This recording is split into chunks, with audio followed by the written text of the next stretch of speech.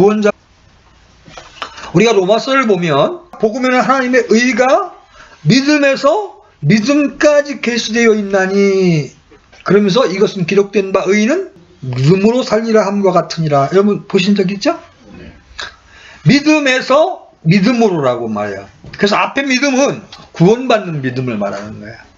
예수 그리스도를 나의 구원자로 영접하는 믿음이 앞에 믿음이에요. 그 다음에 뒤에 있는 믿음, 그 믿음은 구원받은 신자가 이 땅에서 실제로 내 생각을 따라 살지 아니하고 내 영광을 따라 살지 아니하고 하나님의 뜻을 따라 사는 것이 이제 실제적인 믿음이에요. 오늘날 한국 기독교의 문제가 뭐냐면 이 구원받는 믿음도 불분명해요. 오늘 이제 문모친이 이제 김장당구나고 힘들어서 못 나오신 것 같은데, 문모친님이 40년이 넘게 교회를 다니셨단 말이에요. 근데 지난번 이제 우리 형제님 이사간 집에 우리가 이렇게 신방을 갔을 때 그 모친님이 정직하게 고백을 하시는 거예요. 나 천국 갈 확신이 없다. 그래서 이제 복음교제를 새로 시작했어요. 그날도 1시간 했고, 교회에서도 오성역 공부 시간에 복음교제를 또 해드렸고. 왜 그럴까요? 문모치님은 건강이 안 좋으셔서 교회를 가셨단 말이에요. 그 교회에서 몸이 났어요. 건강이 났어요. 별약을 다 써도 안 났다가 났어요. 그러니까 어떤 역사든 몸은 났는데 복음 앞에 소부들 못하는 거예요. 예수님이 누구시고 그분이 어떤 일을 해놓으셨는지에 대한 확실한 인식이 없으셨던 거예요.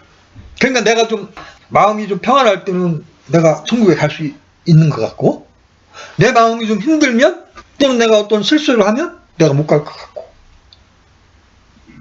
사실 한국에 구원파라는 모임이 생겨난 것도 기성교회 안에 복음이 분명하지 않았기 때문에 그 반작용으로 나온 거예요. 예수님의 영원한 속죄가 가르쳐지지 않고 율법적으로 계속 뭘 해야만, 11조를 해야만, 주일 성수를 해야만 된다고 하는 이런 가르침이 있다 보니까 교회는 다니는데 구원의 확신이 없는 거예요. 그래서 이 첫 번째 기초적인 믿음, 오직 예수 그리스도의 공로로 의롭게 된다는 이것조차 사실 불분명한 사람이 많아요. 그래서 제가 미안하지만 저희 모임에 오면 그 사람이 몇 년을 신앙생활을 했든 일단은 제가 구원 점검을 계속 하려고 합니다. 왜냐하면 내가 믿는 줄 알았는데 내가 숨을 거두고 난 다음에 혼이 지옥에서 불타고 있으면 어떨 거예요. 감사하게도 그날 문노치님이 그 많은 10명 가까이 되는 영혼들 앞에서 솔직하게 당신을 드러내시더라고요. 나 확신이 없다. 40년을 교회를 다니셨는데. 이 하나님 앞에 이렇게 정직한 태도가 굉장히 중요한 겁니다.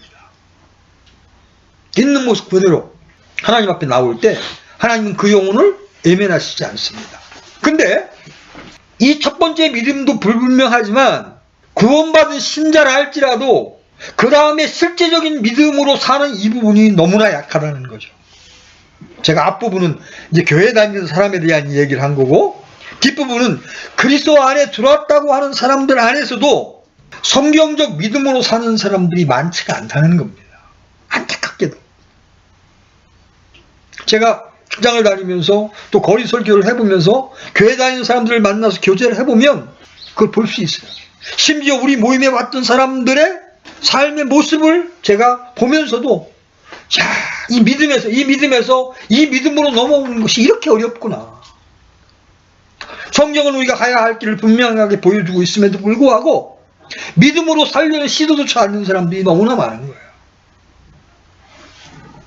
여러분, 믿음이란 기독교 신앙의 시작이자 핵심입니다. 아멘?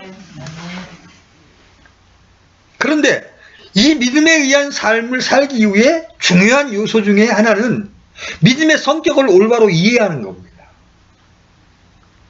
만일 우리들이 믿음의 성격을 올바로 이해하지 못함으로 믿음이 아닌 것들을 믿음으로 잘못 붙들고 있으면 거기에는 어떠한 하나님이 기대하시는 믿음의 열매도 맺을 수가 없는 거예요.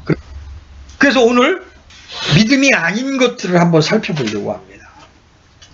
믿음이 아닌 것들을 살펴보는 주된 이유는 성경이 말씀하시는 올바른 믿음이 무엇인가를 이해하는데 도움이 되기 위해서예요. 믿음이 아닌 것들은 수도 없이 많습니다. 그 중에서 오늘날 널리 팽배해 있는 몇 가지들을 살펴보려고 합니다. 무엇이 믿음이 아닌가? 그래서 이 말씀을 통해서 여러분이 여러분의 현재 가지고 있는 믿음과 한번 대비해 보시고 돌이켜야 될 부분도 있다면 여러분 돌이킬 수 있기를 바랍니다. 첫 번째, 믿음이 아닌 것 첫 번째. 하나님에 관한 진리를 단순히 지식적으로 동의하는 것. 하나님에 관한 진리를 단순히 지식적으로 동의하는 것. 그것은 믿음이 아닙니다. 자, 지금부터 제가 몇 가지 성경에 있는 질문을 드리겠습니다. 우리 하나님은 살아계신 하나님임을 믿습니까? 아멘. 그 하나님은 전능하신 하나님임을 믿습니까? 아멘. 그 하나님은 우리 머리카락까지 세실 만큼 우리의 필요를 아시며 그것을 채우시는 분임을 아십니까? 아멘. 하나님은 신실하셔서 모든 약속을 지키시는 분임을 믿으십니까? 아멘. 네, 여러분 거의 다 아멘으로 화답했습니다. 이러한 모든 질문에 대부분의 성도들은 모두 아멘으로 화답할 겁니다. 그리고 우리는 이러한 사실들을 잘 알고 잘 믿는 사람들을 믿음이 좋은 사람들이라고 생각합니다.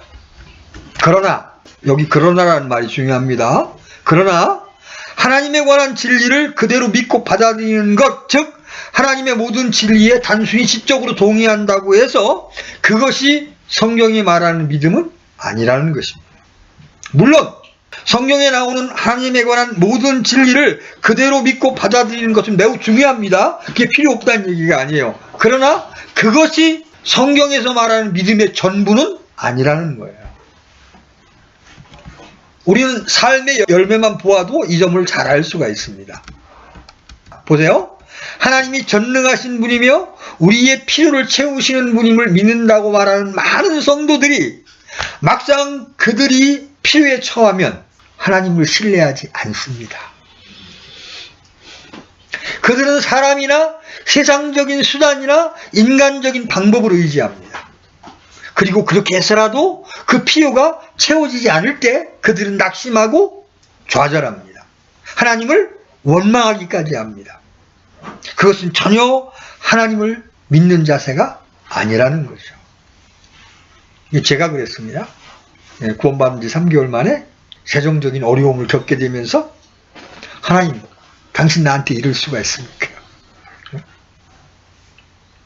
신자가 신앙적으로 어릴 때 하나님에 관한 지식을 아는데 하나님을 실제적으로 체험적으로 알지 못할 때 이런 일이 생겨나는 거예요.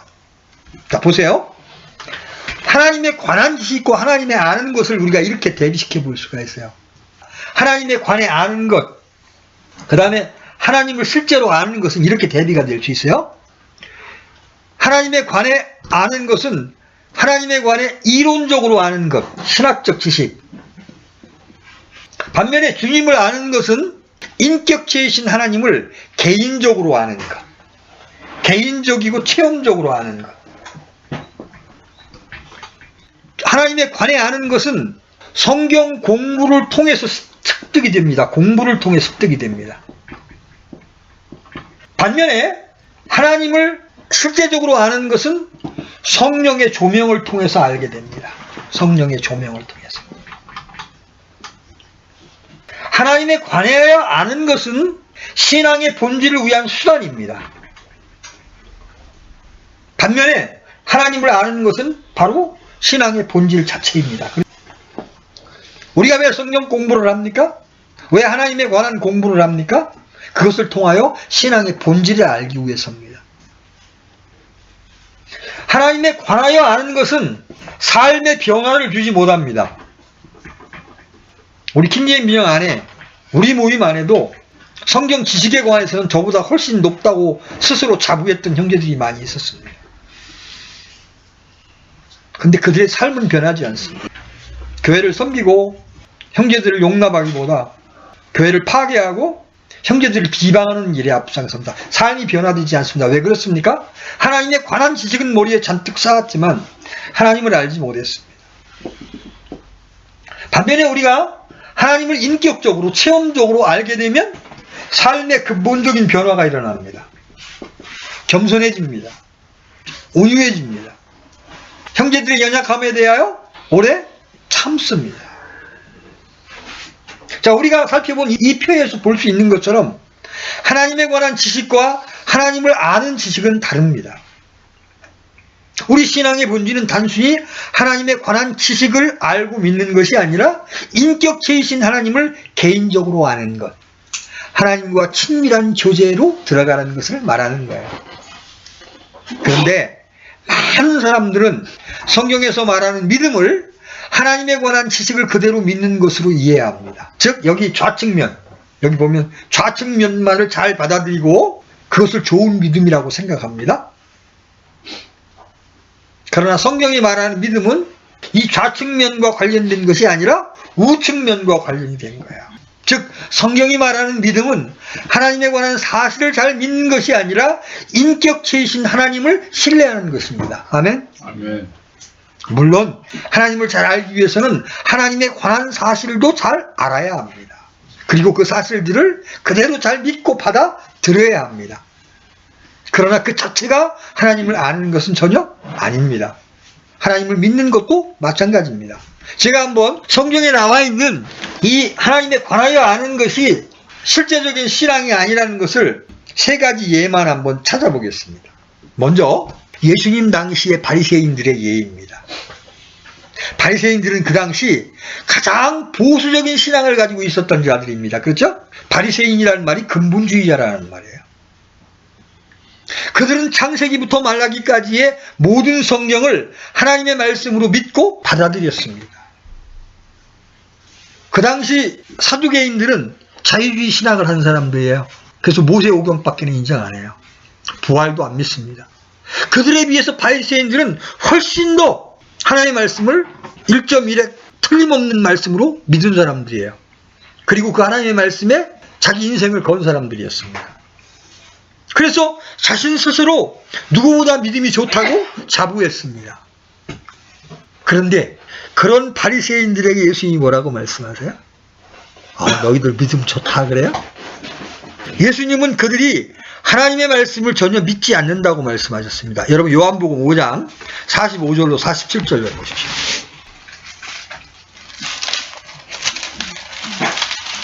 요한복음 5장 45절로 47절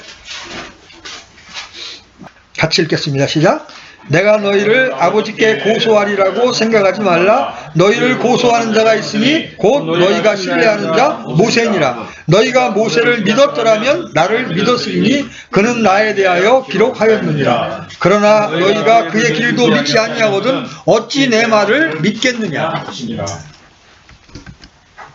자, 예수님은 그들이 믿는 아버지와 함께 우주를 창조하신 하나님이셨습니다. 그렇죠? 그분이 와서 지금 설교를 하는데 바리새인들은 계속 조롱하고 예수님을 배척합니다.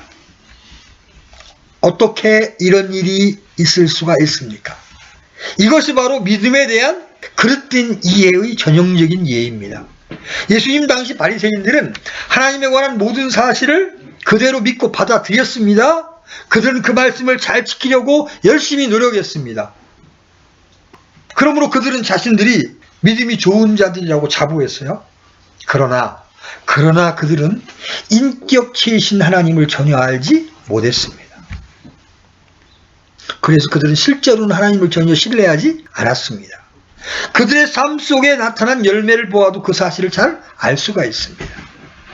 여러분 예수님을 누가 죽였어요? 가장 잘 믿는다던 바리새인들이 죽였습니다. 우리의 성경적인 지식이 아니라 우리의 행동이 우리의 진정한 믿음을 보여주는 겁니다. 하나님 편에서는 당연히 그들이 전혀 하나님과 하나님의 말씀을 믿지 않는 자들이었습니다. 우리도 그럴 수가 있어요.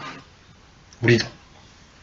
성경은 열심히 연구해서 많은 지식을 알고 있지만 인격체이신 하나님과 인격체이신 주인과 친밀한 교제 가운데 들어가지 않게 되면 하나님을 전혀 모르면서 오히려 하나님을 대적하면서 자기가 하나님을 섬긴다고 생각할 수가 있습니다. 여러분 교회를 파괴하고 교회를 어렵게 하는 일은 하나님 앞에 하나님을 대적하는 것입니까? 아닙니까? 대적하는 것. 그런데도 본인들은 자기 신앙이 옳다고 생각할 수 있는 겁니다. 그렇죠? 자기 옳음을 따라 그렇게 할 수가 있는 거예요.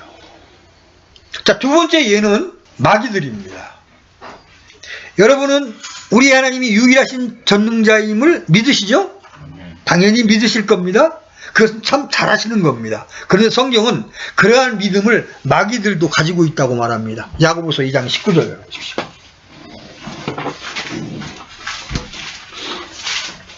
야고보서 2장 19절 같이 읽습니다. 시작. 내가 한 하나님이 계시는 줄 믿으니 잘하는도다. 마귀들도 믿고 떠느니라. 마귀들은 그 사실을 그저 믿는 정도가 아닙니다. 그들은 무서워서 벌벌 떨 만큼 그 사실을 확실히 믿습니다. 여러분, 신실한 크리스찬이 테스트하우스에서 무당한테 점치러 가면 무당이 당신 점괘가 안 나오니까 가라 그러는 거, 여러분 그런 간증 들어보신 적 없어요? 있어요. 마귀들은 아는 겁니다. 저 사람 안에 하나님의 영이 있는지 없는지 아는 거예요. 사실 예수님께서 이 가버나움 회당에서 가르치실 때 회중 중에 한 사람 속에 들어있었던 마귀가 그곳에 모여있었던 모든 사람들보다 예수님에 대해서 더 잘 알았습니다. 심지어 예수님의 제자들보다 예수님을 더 잘 알았습니다. 그래서 그는 예수님 앞에 벌벌 떨었어요. 여러분, 마가복음 1장 23절로 24절 가보십시오. 마가복음 1장 23절로 24절 같이 읽습니다. 시작. 그들의 회당에 부정한 영이 들린 사람이 있었는데 그가 소리를 지르며 이르되 나사렛 예수님이여 우리를 홀로 두소서. 우리가 당신과 무슨 상관이 있나이까? 우리를 멸하러 오셨나이까? 나는 당신이 누구신 줄 아노니 하나님의 거룩하신 이시라. 이게 지금 어떤 사람 안에 마귀가 들어갔다가 예수님이 딱 오시니까 지금 이렇게 예수님 앞에서 이렇게 당신은 하나님의 거룩하신 이다 그러면서 벌벌 떨고 있는 거예요. 이렇게 마귀들이 하나님에 관한 사실을 다 믿는다고 해서, 그것도 하나님 앞에서 두려워 떨 만큼 확실하게 믿는다고 해서 우리는 그들이 믿음을 가졌다고 말할 수 있습니까? 없죠. 그렇죠? 그렇다면 야고보서 2장은 우리에게 무엇을 말하려고 하는 것입니까? 특히 그 구절은 참된 믿음에 대하여 말하는 구절임을 여러분 기억하십시오. 야고보서 2장이 말하는 바는 하나님에 관한 사실을 그대로 믿는다고 해서 그것이 성경이 말하는 믿음이 아니라는 것입니다. 그리고 그러한 믿음은 삶 속에서 진정한 믿음의 열매를 맺지 못한다는 겁니다. 바리새인들의 경우처럼 말이죠. 그래서 우리는 하나님에 관한 지식을 갖는 믿음에서 전진해서 하나님을 아는 것으로 나아가야 합니다. 성경에 그 답이 나와 있죠? 네가 나를 알고자 하면 네가 알게 되리라. 하나님을 추구해야 합니다. 인격적으로 살아계신 하나님, 내가 하나님의 살아계심을 체험하기를 원합니다. 내가 말씀을 있는 그대로 믿으면서 살아계신 하나님을 경험하기를 원합니다. 그래서 어느 날 여러분이 여러분의 삶 속에 역사하시는 하나님을 딱 경험하게 되면 여러분 목에 칼이 들어와도 하나님을 부인할 수가 없게 되는 것입니다. 자, 세 번째 예는 여리고성의 백성들입니다. 하나님께서 여호수아를 통해 여리고성을 치실 때 그곳에 살던 기생 라합은 하나님을 믿음으로 구원을 얻었습니다. 그 여인은 하나님의 행하심, 곧 하나님의 말씀을 들음으로 믿음을 갖게 되었습니다. 여러분, 믿음은 어떻게 생겨요? 들으면 생기죠? 로마서 10장 17절, 그런즉 이와 같이 믿음을 들음에 의해 오며 들음은 하나님의 말씀에 의해 오느니라. 자, 그렇다면 그 당시 여리고성에 있었던 사람들 중 오직 기생 라합만 하나님의 행하심을 들었습니까? 아니죠. 그 성에 있던 모든 사람들이 하나님의 행하심, 곧 하나님의 말씀을 들었습니다. 그러면 믿음으로 구원을 받았던 라합과 믿음이 없어 멸망받았던 나머지 여리고성 사람들과는 어떤 차이가 있습니까? 하나님의 행하신 곧 하나님의 말씀을 들었을 때 기생 라합은 그 사실을 믿은 반면에 나머지 사람들은 그 사실을 믿지 않았습니까? 모든 여리고 사람 하나님의 행하심을 그대로 믿었습니다. 그저 믿는 정도가 아니었어요. 그들은 그것을 확실히 믿었기에 기절할 정도였습니다. 여러분, 여호수아서 한번 열어보세요. 여호수아서 2장 8절로 11절 여호수아가 가나안 땅을 점령하기 위해서 정탐꾼을 2명을 보냅니다. 근데 여리고성의 왕들이 이 정탐꾼을 잡아 죽이려고 찾을 때 기생나합에게 숨겨주죠. 자, 그때 일어났던 사건이 오늘 여호수아서 말씀이요. 같이 읽어봅니다. 시작. 그들이 눕기 전에 그녀가 지붕에 올라가 그들에게 이르러 그 사람들에게 말하되 주께서 이 땅을 너희에게 주신 줄을 내가 아노라. 너희의 두려움이 우리에게 임하였고 또 이 땅의 모든 거주민이 너희로 인하여 기력을 잃었나니. 여기 잘 보세요. 기생나뿐만 아니라 이 땅의 모든 거주민이 너희로 인하여 기력을 잃었나니. 들었다니, 모든 걸 들었다는 얘기죠. 그죠? 자, 뒤에 있는 일을 들은 거예요. 어떤 일을 들었느냐? 너희가 이집트에서 나올 때에 주께서 너희를 위해 홍해물을 마르게 하신 일과, 홍해를 가르셨도 하나님이, 그 다음에 너희가 요르단 저편에 있는 아모리 족속의 두 왕 시온과 옥에게 행한 일, 곧 그들을 진멸한 일을 우리가 들었노라. 우리가 이 일들에 관하여 들을 때에 곧 마음이 녹았고, 여기 우리예요. 내가 아닙니다. 그죠? 우리가 들었고 녹았나니. 너희로 인하여 어떤 사람에게도 더 이상 용기가 남지 아니하였나니. 즉 너희 하나님, 즉 그분은 위로 하늘에서와 땅에서 하나님이시라. 상천하지에 너희 하나님만 참된 하나님이라고 지금 고백하고 있는 거야. 이 말씀에 의하면 기생나뿐만 아니라 모든 여리고 사람들이 하나님이 행하신 일을 들었죠. 그죠? 그리고 기억을 잃었습니다. 자, 보십시오. 그들 모두는 하나님의 행하신 하나님의 말씀을 들었을 뿐만 아니라 간담이 높고 정신을 잃을 만큼 그 사실을 확실하게 믿었습니다. 그러나 성경은 그들이 믿음을 가졌다고 말하지는 않습니다. 만약 그들이 믿음을 가졌다면 하나님께서는 당연히 그들 모두를 구원하셨을 겁니다. 그렇죠? 자, 이렇게 위의 세 가지 예에서도 분명히 볼 수 있듯이 단순히 하나님에 관한 사실을 이론적으로 그대로 믿는 것, 그것이 성경이 말하는 믿음이 아니라는 겁니다. 그것은 참된 믿음이 아니기 때문에 거기에는 어떠한 참 믿음의 열매도 없습니다. 자, 하나님에 관한 지식을 믿는 것이 믿음의 전부가 아니라는 걸 제가 말씀을 첫 번째 드렸습니다. 두 번째는 환경에 좌지우지 되는 것은 믿음이 아닙니다. 우리가 이 부분을 살펴보는 이유는 오늘날 매우 많은 신자들이 실제로는 환경을 신뢰하면서 자신이 하나님을 신뢰한다고 믿고 있기 때문에 그렇습니다. 이에 대한 대표적인 예가 이스라엘 백성들입니다. 성경은 그들을 불신적인 대표적인 인물로 묘사하고 있습니다. 또한 그들의 불신이 하나님 앞에 얼마나 심각한 죄였는지도 보여주고 있습니다. 시편 78편 17절 11절도 나와 있는데 시편에 좀 적나라하게 나와 있어요.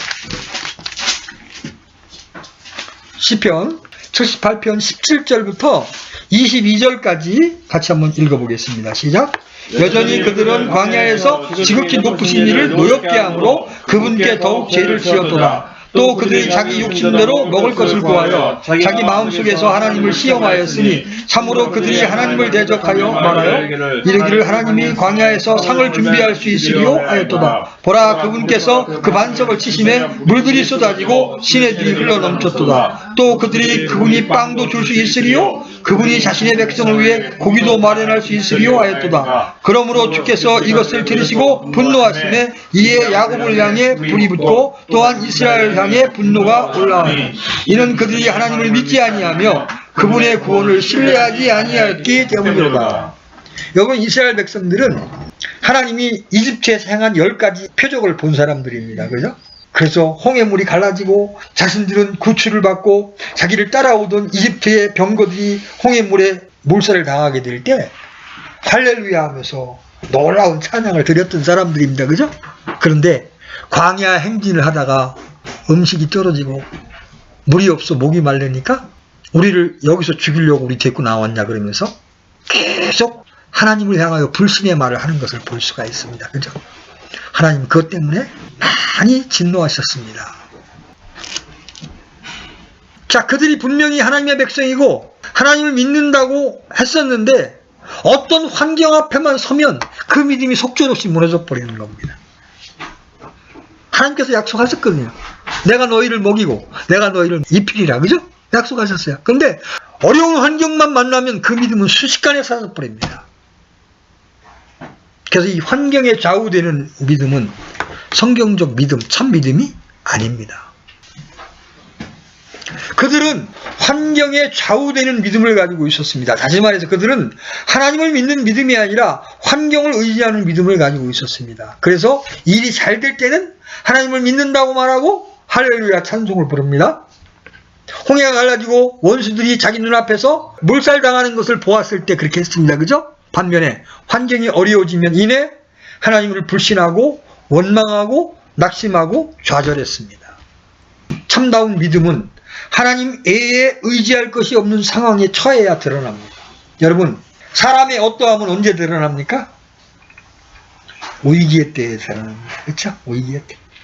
평상시에 여러분에게 진리의 말씀이 선포될 때 여러분이 아멘 하는 거 너무나 쉽습니다.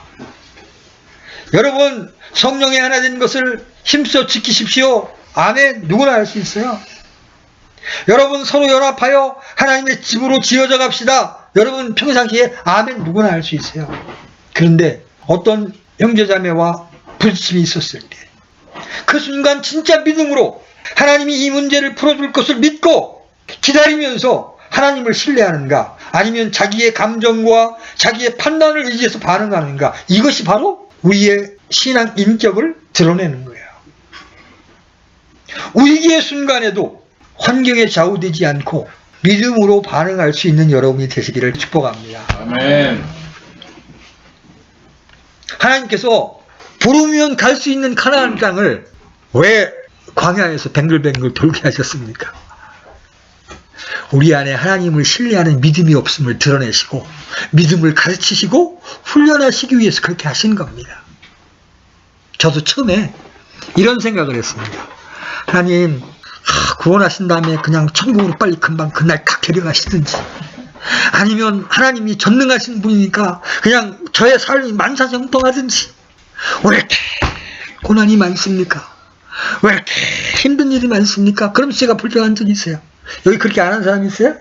안 한 분들은 처음부터 굉장히 영적인 사람들이었어요. 태어나기를 우리양아로 태어난 사람들이에요. 근데 저는 우리양아로 태어나지를 못해가지고 그런 이제 시험에 많이 들었었어요. 하나님께서 이스라엘 백성을 광야로 인도하신 것이 그들을 시험하기 위함인 것처럼 하나님이 구원받은 신자들에게 계속해서 어려움을 허락하시는 것은 바로 우리 안에 믿음이 없음을 들춰내시고 그런 실패를 통해서 하나님을 신뢰하는 믿음을 배우기 위해서입니다. 아멘? 그래서 여러분 어려움이 찾아올 때 여러분 하나님을 바라보십시오.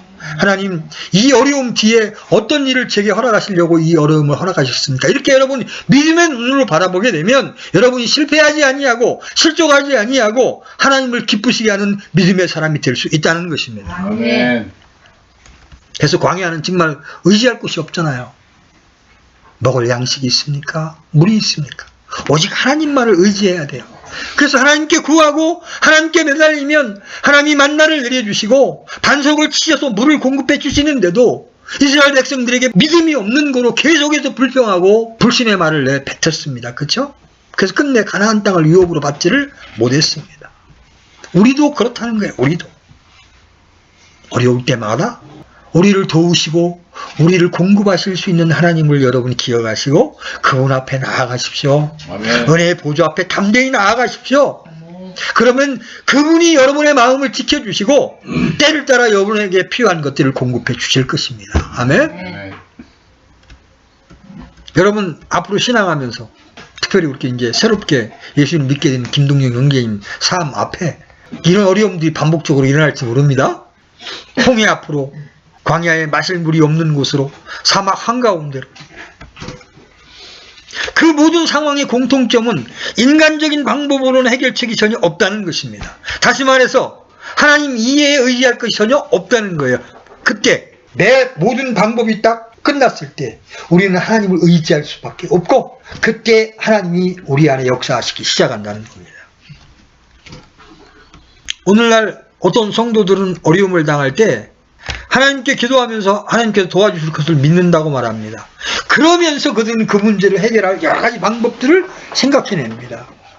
그러나 자기가 기대했던 그 문제를 해결할 방법들이 하나하나 실패로 돌아갈 때 그들은 낙심하고 좌절합니다. 그런 다음에 하나님을 원망합니다. 하나님 이럴 수가 있습니까? 그것은 전혀 하나님을 믿는 믿음이 아니라는 겁니다. 그들이 아무리 하나님을 믿는다고 말할지 몰라도 그것은 실제로는 자신이 가지고 있는 몇 가지 방법들을 믿는 거예요. 이스라엘 백성들이 바로 그러한 믿음을 가졌습니다. 그것은 성경이 말하는 올바른 믿음이 아닙니다.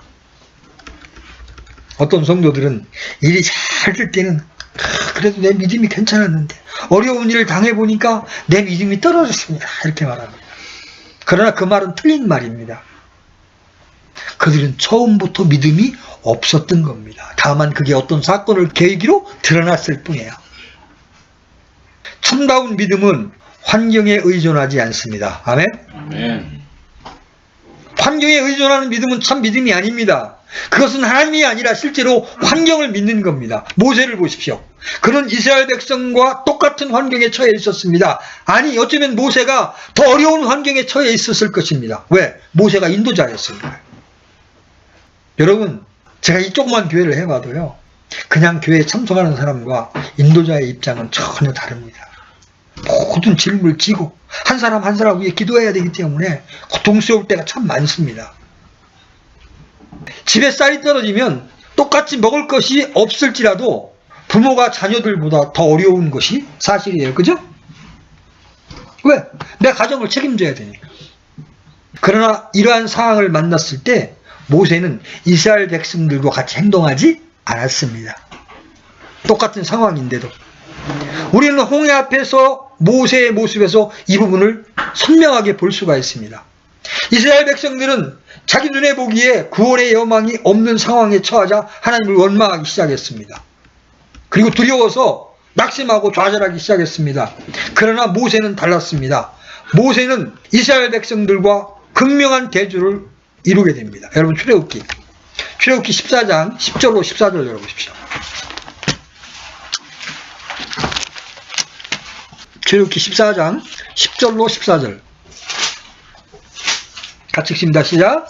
파라오가 가까이 왔을 때에 이스라엘 자손들이 눈을 드니 보라 이집트 사람들이 자기들의 뒤를 따라 행진하더라. 이에 이스라엘 자손이 심히 두려워하여 주께 부르짖었으며 그들이 또 모세에게 이르되 이집트에 무덤이 없어서 당신이 우리를 데리고 나와 광야에서 죽게 하느냐? 어찌하여 당신이 우리를 이집트에서 끌고 나와 이같이 우리를 대하느냐? 우리가 이집트에서 당신에게 고한 말이 이것이 아니더냐? 이르기를 우리를 내버려 두라. 우리가 이집트 사람들을 섬기리라 하였노라. 우리가 이집트 사람들을 섬기는 것이 광야에서 죽는 것보다 더 나았으리라 하니라. 모세가 백성에게 이르되 너희는 두려워하지 말고 가만히 서서 오늘 주께서 너희에게 보여주실 그분의 구원을 보라. 다시는 너희가 오늘 본 이집트 사람을 영원히 또 보지 아니하리라. 이제 출애굽을 이집트를 나왔는데 뒤에서는 이집트 사람들이 전차 부대를 끌고 추격을 해옵니다. 동쪽으로는 홍해가 있어서 도망갈 길이 없어요. 사면 초가에 빠진 겁니다. 그랬을 때 이스라엘 백성들이 뭐라 그래요? 우리 이집트에서 그냥 살게 하지. 너 우리를 끌고 나와서 이집트에 무덤이 없어서 여기다가 우리 무덤을 만들려고 하냐? 이러고 있습니다. 그런데 그들의 지도자인 모세는 뭐라고 얘기합니까? 너희는 두려워하지 말고 가만히 서서 오늘 주께서 너희에게 보여주실 그분의 구원을 보라. 똑같은 환경인데 반응하는 게 틀리잖아요. 하나님을 신뢰한 사람은 이렇게 말하죠. 14절도 한번 보세요. 14절 주께서 너희를 위하여 싸우시니 너희는 조용히 있을지니라. 이게 참된 믿음을 가진 사람과 그렇지 않은 사람의 차이입니다. 세 번째, 성경적 믿음이 아닌 세 번째, 단순한 믿음의 확신. 단순한 믿음의 확신은 성경적인 믿음이 아니다. 일부에서는 믿음을 단순한 마음의 확신이라고 이해합니다. 그러나 그것은 성경이 말하는 참다운 믿음이 아닙니다.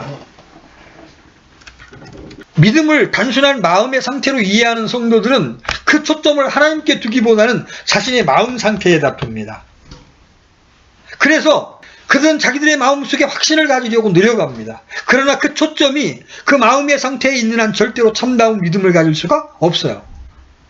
그래서 제가 이제 문모치님한테도, 모치님, 내 마음에다 믿음의 근거를 두지 마시고 기록된 말씀해 주십시오. 제가 이렇게 말씀을 드렸어요. 내 마음속에 확신을 가지려고 노력하면 할수록 더 많은 의심이 생깁니다. 왜냐하면 마귀가 계속 마음속에다 의심을 심어주기 때문에 그래요. 그래서 설령 그렇게 해서 자기 마음속에 확신이 생겼다고 해도 그것은 자기 체면에 불과하지 성령이 말하는 믿음이 아니에요. 어떤 성도가 있었습니다. 그는 하나님께서 자기를 주의 종으로 부르셨으면 베드로가 무릎 위로 걸었던 것처럼 자기도 무릎 위로 걷게 해달라고 기도했습니다. 그는 자기가 그렇게 할 수 있다는 확신이 들 때까지 간절히 기도했습니다. 그러나 막상 무릎 위로 뛰어내리려고 하니까 의심이 생겨. 그래서 그는 더욱더 간절히 기도했습니다. 주여, 주께서 저를 무릎 위로 걷게 하실 줄 믿습니다. 그러면서 계속 기도했어요. 그런 다음날 확신을 가지고 이제 한탄강에 물속으로 뛰어들었습니다. 그는 물에 빠져 죽을 뻔했는데 다행히 지나가던 사람이 그를 구조해서 목숨을 건질 수 있었습니다. 오래전 신문에서 외국의 어떤 사람이 실제 그렇게 해서 강에 뛰어들었다가 죽었다는 기사를 본 적이 있어요. 내가 내 마음속에서 만들어내는 믿음, 그 믿음이 아니에요. 믿음은 제일 먼저 무엇을 전제로 합니까? 하나님의 약속의 말씀을 근거로 하는 거예요. 무리로 걸어오라는 건 누구에게 한 말이에요? 베드로에게 한 말이에요. 우리에게 한 말이 아니야. 우리가 믿음 시험해 보겠다고 여기 금강에 가서 뛰어내리면 죽어요. 오늘날요, 은사주의를 비롯해서 할 수 있다 하신 줄 그러면서 모든 것을 믿음으로 포장을 해서 밀어붙이는 사람도 있어요. 그 믿음 아닙니다. 하나님의 약속을 마음대로 취해가지고 그 말씀을 붙잡고 믿음으로 주장하라 이렇게 가르칩니다. 이러한 태도의 가장 큰 문제점은 하나님의 약속을 자기 임의대로 선택한다는 데 있어요. 성경에는 모든 사람들이 공통적으로 적용되는 약속들이 있습니다. 예를 들어 예수님을 영접하면 구원을 받는다. 그러면 모든 사람들에게 주신 약속이죠. 그리고 우리가 죄를 졌을 때 그 죄를 하나님 앞에 자백하면 하나님께서 우리의 모든 죄를 씻어주신다는 것도 모든 사람에게 하신 약속이에요. 그렇죠? 반면에 특정한 경우에 특정한 사람들에게 주어진 약속이 있습니다. 그런데 그거를 내 인간적인 욕심 때문에 내게 끌고 와서 억지로 주장하면 어떻게 돼요? 베드로 흉내냈던 사람처럼 물에 빠져 죽는 겁니다. 또한 하나님의 약속이라 할지라도 그것들은 자동으로 성취되지 않습니다. 하나님의 대부분의 약속들은 조건들을 가지고 있습니다. 그래서 하나님의 약속은 보증이라기보다는 그것으로의 초청이에요. 그래서 우리는 무엇보다 그 약속을 우리가 받으려면 무엇보다 하나님과의 친밀한 교제 가운데 행해야 합니다. 여러분, 하나님은 교만한 자를 물리치시고 겸손한 자에게는 은혜를 베푸시는 자, 여러분 들어보신 적 있죠? 내가 하나님의 약속을 기다리면서 교만히 행하면 하나님이 그 약속들을 주실 수가 있어요? 없어요? 없어요. 이것은 우리가 엘리 제사장의 삶 속에서 그 점을 잘 볼 수 있어요. 엘리 제사장에게는 그 가문 대대로 제사장이 될 것을 하나님이 약속하셨습니다. 그런데 그들이 형편없이 살 때 그 아들들이 막 그 하나님께 드리는 헌물을 훔치고요, 음란한 행위를 할 때 어떻게 됐어요? 그 가문이 다 죽죠. 중초상이 나죠. 그죠? 제사장 엘리와 그 아들 둘이 다 죽습니다. 때로 사역자들 가운데서도 막 믿음을 밀어붙일 때가 있어요. 하나님이 제게 100개의 교회를 개척하게 해주신 줄로 믿습니다. 막 밀어붙이는 거예요. 그래가지고 막 성도들 헌금을 강요하고요. 그게 과연 하나님으로부터 온 약속이었는가? 그러다 어쩌다가 하나가 잘 되면 보십시오, 하나님이 이렇게 역사하셨습니다. 이러면서 이제 자기가 믿음의 사람인 것을 광고합니다. 여러분, 그렇지 않은 경우가 얼마든지 있죠? 그래서 우리는 항상 성경을 읽어나갈 때 주관적으로 내게 주신 하나님의 약속을 발견해야 합니다. 그리고 그 약속의 말씀을 붙잡고 기도해야 합니다. 그때 하나님이 우리 안에서 역사하시기 시작하는 거예요. 우리가 말씀을 정리하면서 주님이 앞서가셔야 그 다음에 우리의 믿음이 따라가는 겁니다. 잘 들으십시오. 여기부터 결론이니까 중요합니다. 주님이 앞서가시지 않으면 믿음은 시작도 되지 않는 것입니다. 우리가 흔히 믿음의 장이라고 부르는 히브리서 11장을 보십시오. 거기에 보면 구약의 사람들 중에 믿음으로 하나님과 동행했던 소위 믿음의 영웅들의 이야기가 나옵니다. 그런데 그들 중 단 한 사람도 자기 임의대로 자기가 세운 계획을 소위 믿음의 확신을 가지고 감당한 사람이 있는지 찾아보십시오. 한 사람도 없습니다. 그들 모두의 경우에 있어서 하나님께서 그들의 삶 속에서 앞서가셨습니다. 자, 아브라함의 예를 보십시오. 너 친척 아비 본토를 떠나 내가 지시할 땅으로 가라. 하나님이 먼저 말씀을 주시고 먼저 행하시죠. 그 다음에 믿음으로 아브라함이 따라갑니다. 자기 임의대로 진행하고 계획하고 진행하면서 마음의 확신을 가지고 노력하고 그 확신을 스스로 만들어서 이렇게 이루어질 줄로 믿습니다. 아니에요. 그렇게 했다가 쫄딱 망한 사람이 한둘이 아닙니다. 여러분 가끔 가다가 이 대법원 경매 사이트를 보면 예배당 건물이 경매로 나오는 이 절비합니다. 그 사람들이 처음에 은행 배추를 잔뜩 일으켜가지고 예배당을 지을 때 그들이 하나님이 도와주셔서 이 예배당을 진 줄로 믿습니다. 그렇게 안 했겠어요? 그런데 왜 그 예배당 건물이 하나님의 교회로 넘어가고 신천지로 넘어갑니까? 밀어붙이기 믿음. 하나님이 자기에게 시킨 일도 아닌데 시킨 일인 것처럼 착각을 해서 하다 보니까 그런 일까지 하나님이 책임져 주는 게 아닙니다. 교회라고 해서 하나님의 뜻과 상관없이 하는 일까지 하나님이 책임져 주시는 것이 아니라는 거예요. 제가 참 이게 한국 기독교를 바라보면서 안타까운 것이 바로 그겁니다. 하나님은 하나님께서 시작하신 일만 뒷받침하십니다. 아멘. 하나님은 하나님이 시작하신 일만 뒷받침합니다. 하나님은 우리가 임의로 잘 계획해서 다듬어 놓은 일들을 하나님의 능력으로 도와서 성취하시는 분이 아니에요. 하나님을 이용하려고 해서는 안 된다는 겁니다. 성경 전체를 보아도 알 수 있듯이 하나님께서 주도권을 잡으시고 하나님의 일들을 이루어 가시면서 하나님은 그분의 사람들에게 당신의 목적을 알리시는 거예요. 그들로 하여금 이 일에 동참하라고 그들을 초청하는 겁니다. 그리고 그들에게 하나님의 방법을 알려서 그들이 순종할 때 그들을 통해서 당신의 일들을 이루어 가시는 겁니다. 그것도 하나님의 자원과 하나님의 능력으로 이루십니다. 그러므로 하나님께서 앞서 행하시는 일이 아니면 하나님께서 뒷받침하시지 않는다는 거예요. 오늘날 많은 교회들과 개인들이 소위 하나님의 일을 한다고 하면서 온갖 자신들과 세상 방법, 수단으로 그 일을 이루려고 노력합니다. 그것은 전혀 믿음에 의한 삶이 아닙니다. 자, 결론을 맺습니다. 신자란 성경에 말씀하시는 믿음의 길을 가는 사람들입니다. 아멘? 그런데 우리에게 왜 교회가 필요합니까? 때때로 우리는 부지무식간에 하나님에 관한 지식이 많으면 믿음이 있는 것처럼 보여지고 환경이 좋을 때 할렐루야 아멘 하면 믿음이 좋은 것처럼 보여질 때가 있어요. 그런데 그럴 때 여러분이 믿음의 형제 자매들에게 조언을 구해야 합니다. 제가 이렇게 해보려고 하는데 이게 성경적으로 맞습니까? 이미 어떤 욕망에 딱 붙잡히면 성경 말씀이 안 보이고 안 들려요. 그래서 주변에 있는 건강한 형제 자매들에게 신앙 상담을 하는 겁니다.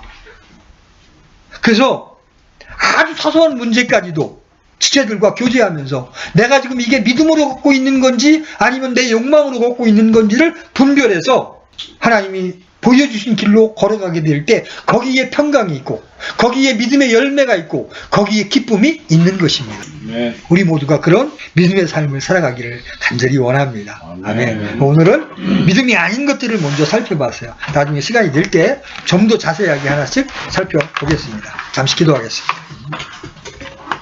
하나님 아버지, 이 세상에 없는 믿음의 세계로 우리를 불러주시니 감사합니다.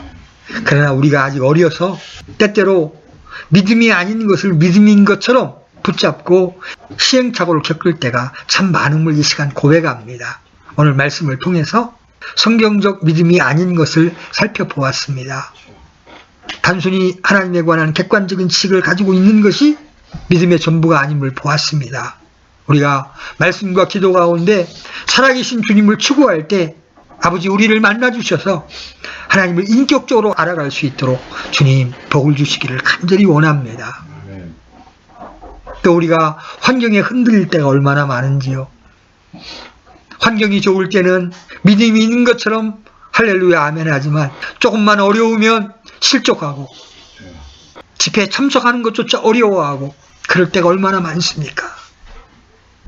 주님, 이러한 환경을 통하여 우리의 믿음 없음을 드러내 주시고 그 실패를 통해서 우리가 믿음을 배워갈 수 있도록 선하게 주님 이끌어 주시기를 원합니다. 우리가 광야길을 갈 때 수많은 어려움을 만날지 모르지만 그때 공급하시고 보호하시는 하나님을 기억하고 하나님께 우리 인생을 맡길 수 있는 그런 믿음의 사람들이 되도록 이끌어 주십시오. 한 걸음씩 배워나가겠습니다. 혹 우리 안에 욕망이 들어와 그것이 마치 하나님이 주신 것처럼 붙잡고 씨름하다가 실패할 때가 또 우리가 얼마나 많은지 모릅니다. 주님, 우리의 욕망이 아닌 하나님의 약속을 붙들 수 있는 자들로 우리가 변화되기를 소망합니다.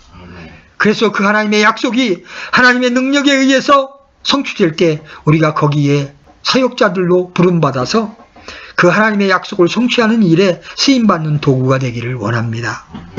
이 모든 일을 위해서 우리가 하나님과 친밀한 교제를 나눌 때에만 이러한 것들을 분별할 수 있는 능력을 가질 수 있사오매 하나님, 우리 모든 대전교회의 형제자매들이 하나님에 관한 지식뿐만 아니라 인격이신 주님과의 친밀한 교제 가운데로 들어갈 수 있도록 저희들을 초청해 주시고 이끌어 주시기를 원합니다. 아멘. 그래서 우리 모두가 믿음의 사람으로 발견될 때 주님께서 우리 안에 기쁨을 얻으실 줄로 믿습니다. 아멘. 오늘도 말씀을 통하여 우리를 가르쳐 주신 주님 앞에 감사를 드립니다. 예수님의 이름으로 기도드렸습니다. 아멘. 아멘.